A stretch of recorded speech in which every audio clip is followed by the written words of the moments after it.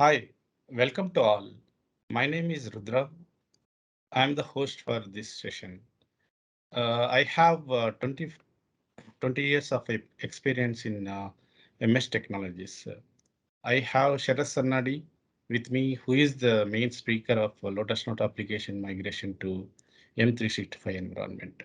Quickly, we will go over what is YASH Technologies all about. We are Illinois-based IT services company. Our headquarters is in East Malay.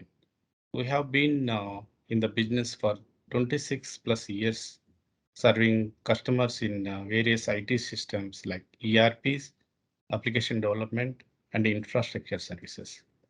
We have 6,500 plus employee strength. We have offices in 40 different locations. We have 40, 50 vertical technology and business centric excellence of center of excellence to serve our customers. And we are one of the few companies who have digital application and infrastructure services under the $1 billion club. We have been rated as one of the best place to work for the last 7 years consecutively. We have CMI level 5.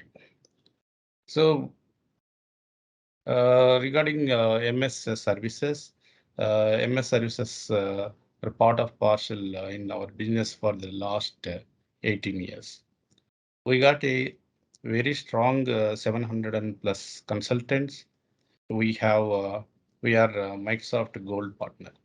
Our services in Microsoft technology ranges from infrastructure services and modernization, data analytics, security, IoT, modern workplace, dynamics, and also we have special focus on SAP on Azure.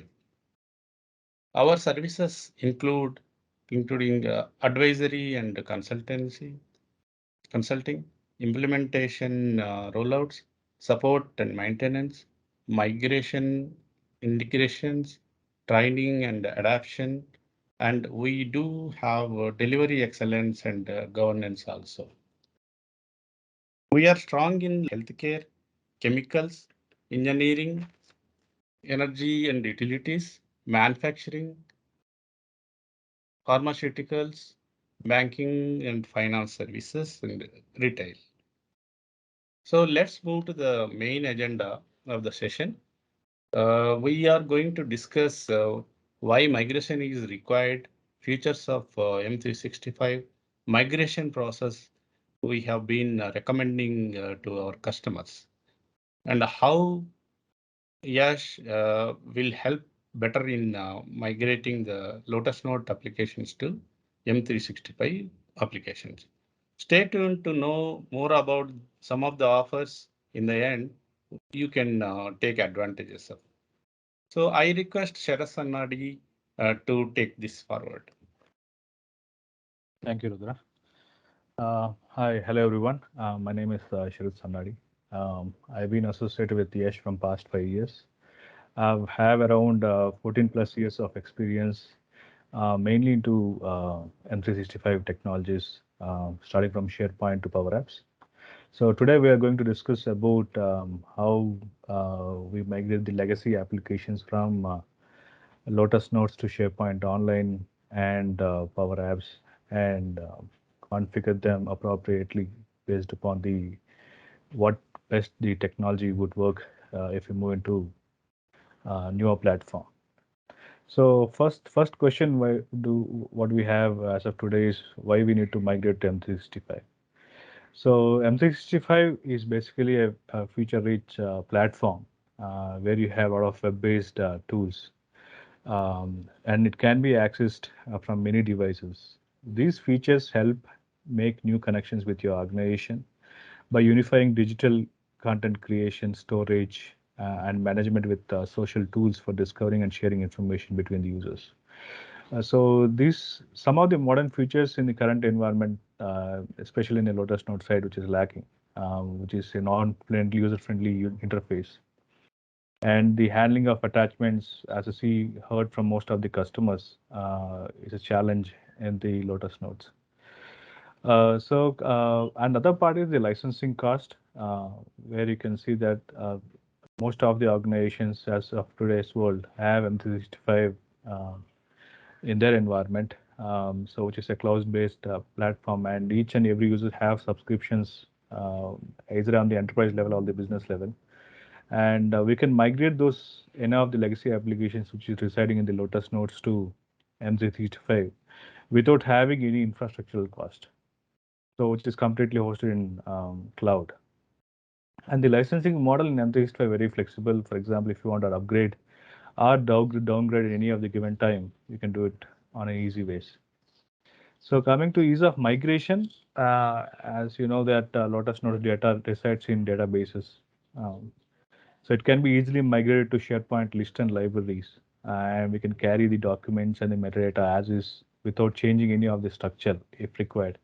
Or else we can also split the data, archive it, and normalize the tables based upon the user needs.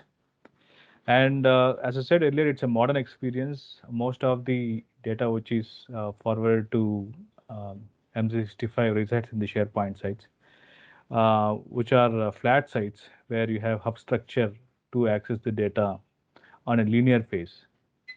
And you have a responsive pages where it can be accessed in any devices. You have a configurable apps. You have page layouts, themes, site analytics, and you have both communication and team sites where communication sites helps customer to communicate on the enterprise level, and team sites for team departments and teams, different teams within the project. Coming to mobility, where as I said, we can also access the data of the SharePoint anywhere. You have simplified access on different devices. You got an endpoint management, risk-based conditional access, information protection, identity-driven security, multi-factor authentication on the mobility front. So for most of the customers, data security is top priority, and M365 comes with a lot of features on the data security front. You have threat protection, data classification at item level and file level. Data loss prevention policies. If there is a data loss due to some errors, you have data loss prevention policies. Information governance, security and risk assessment with dedicated security center, which is part of M365, and a compliance manager for sensitive data, and app security for individual apps or third-party apps hosted in M365 environment. Yeah, you can jump on next one, Rudra. So other features which most of the customers in today's world require is enterprise content management. So you have a lot of data residing in Lotus Notes. So many organizations create a lot of content and a lot of different kinds of content like documents, email, messages, worksheets, diagrams, presentations, videos, and web pages. So these are some of them, but we have a lot of content on each and every organization basis. If the content is not managed appropriately, it would be very difficult to track the content or search the content at organization level. So there are some of the apps which can do this process very easily in the M365 site, specifically when you talk about SharePoint, where it is very familiar tool as part of M365 ecosystem, which manages the content and the files easily. So some of the key features which is handled by M365 on the enterprise content management side is document management, digital media management, records management, web content management. So these four features is also part of M365. So other thing is when you have a content residing in your organization, you may be sharing that content internally or externally. So the key aspect of digital transformation is how people collaborate in files with your content on M365. People access, create, modify, and collaborate on content with other people from any location. Each person saves an average of 100 minutes per week by using collaboration tools.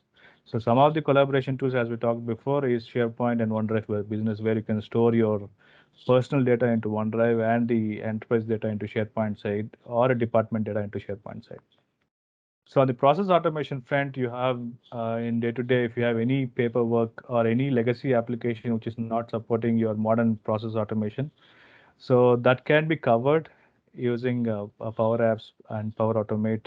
Uh, so some of the use cases, day-to-day use cases, which is part of process automation is absence workflows, multi-level approvals, publishing workflows, logging support calls, centralized notifications, send recurring meetings, archive contents, KPIs, updating KPIs, all those scenarios. So on the effective communication front, we have SharePoint sites uh, where you can publish all the upcoming events, department level updates, executive messages on the SharePoint site, any news. So we have, as I said earlier, we have both team and communication sites available, where enterprise level we use communication sites, and department and team level we use team sites. So any of the updates can be easily shared on the pages of your sites. And remote working, as you know, that the pandemic made all the organization to adopt for hybrid model. And M365 plays a key role here, having all the apps in cloud platform, hosted in cloud platform. So, and it can be easy to access the information wherever you are in. Apps like Teams, SharePoint, Online, OneDrive, Power Apps helps users to collaborate and communicate between individual and team members. So on the continuous update front, uh, so any infrastructure, for example, if you have a hardware infrastructure hosted in your in your organization, it would be very hard to do any new feature upgrades or security patch upgrades. This is very easily handled in clouds because you don't want to handle any of the infrastructure. You don't need an admin team to do all this. So any new features which is released by Microsoft or security updates, performance improvements can be easily taken over to a cloud without any task involved from your infrastructure team side.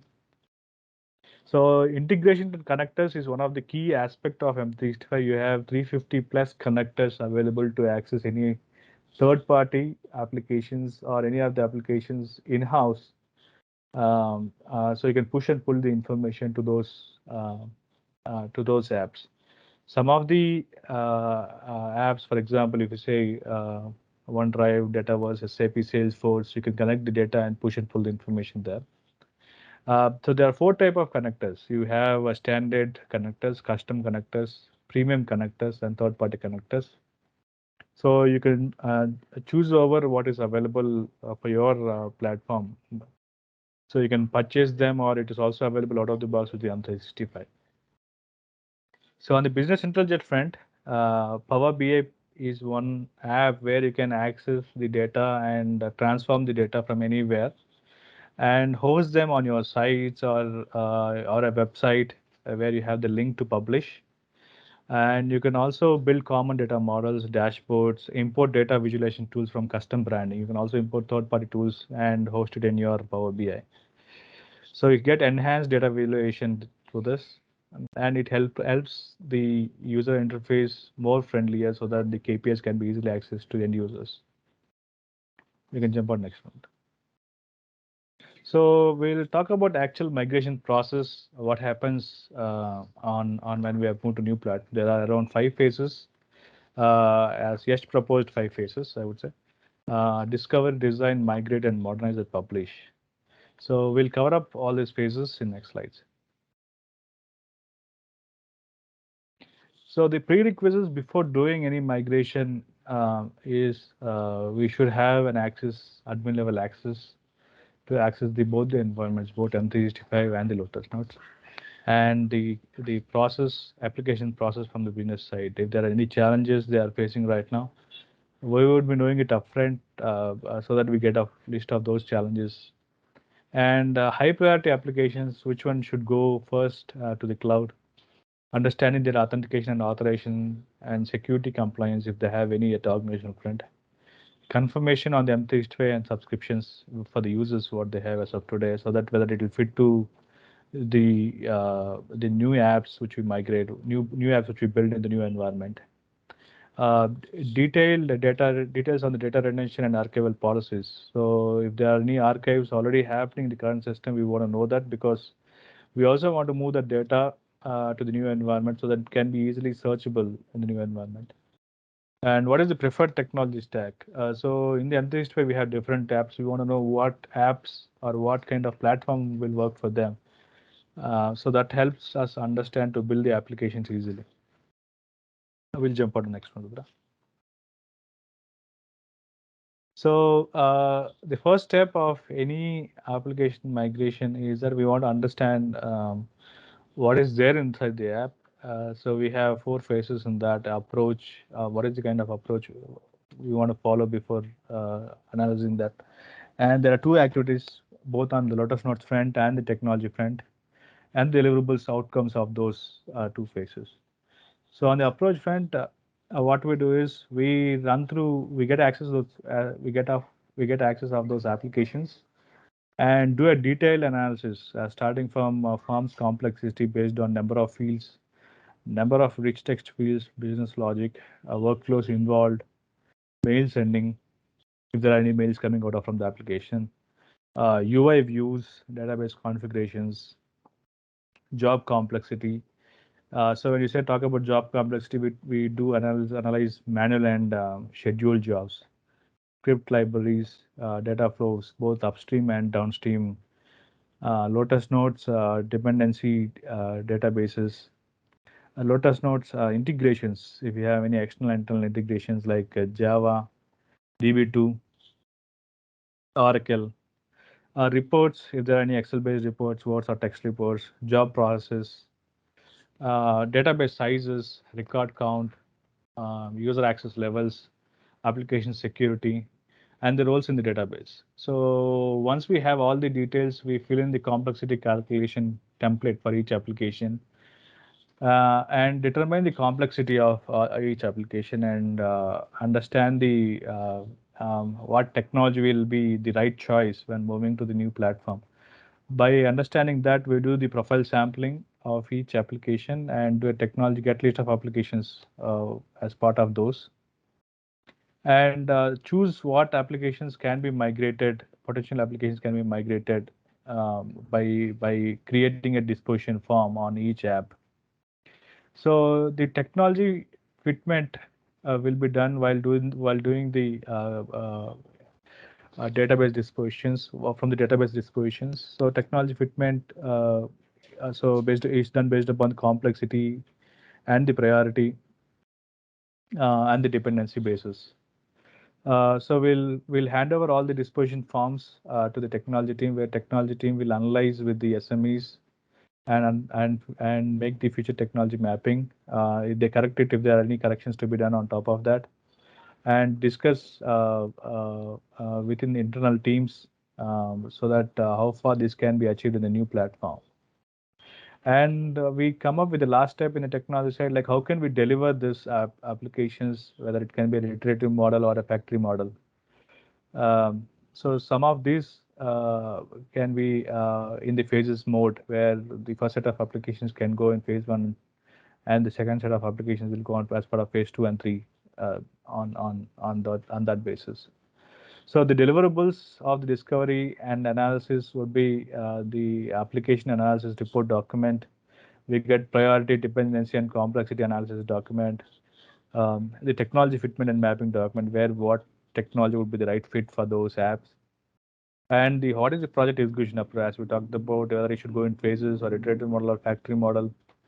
And the prerequisites document, if there are any, we want to have the access before jumping into the actual development.